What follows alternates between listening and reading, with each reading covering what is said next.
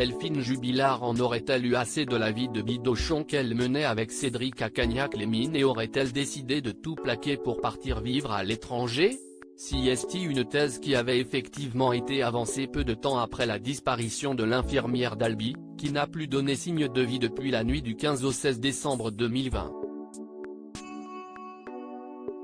François Vignol, journaliste de police-justice pour M6, avait expliqué pourquoi ce scénario de disparition volontaire avait été jugé probable par certains enquêteurs après les propos du peintre plaquiste de 34 ans à l'arrivée de la police dans leur maison du Tarn.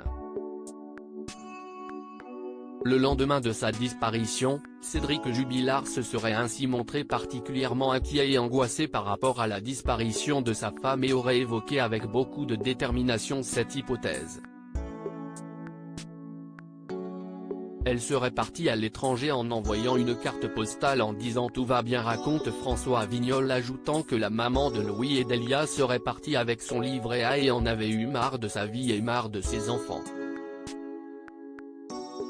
La thèse de Cédric a cependant très vite été balayée par les amis et proches de Delphine qui adoraient ses enfants selon eux.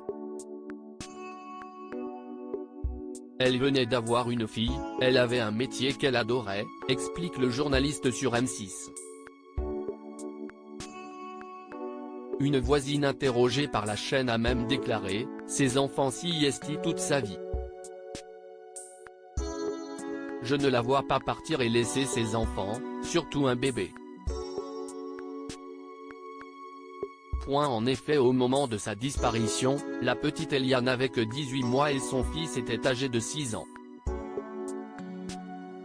Une thèse peu probable d'autant que Delphine Néo-Saguel avait elle-même perdu ses parents très jeunes et ne souhaitait pas faire vivre un tel traumatisme à ses enfants. C'est bizarre, concluait la voisine, pas du tout convaincue par la thèse du départ volontaire de l'infirmière qui travaillait dans une clinique d'Albi. Cédric Jubilard reste présumé innocent des faits qui lui sont reprochés jusqu'au jugement définitif de cette affaire.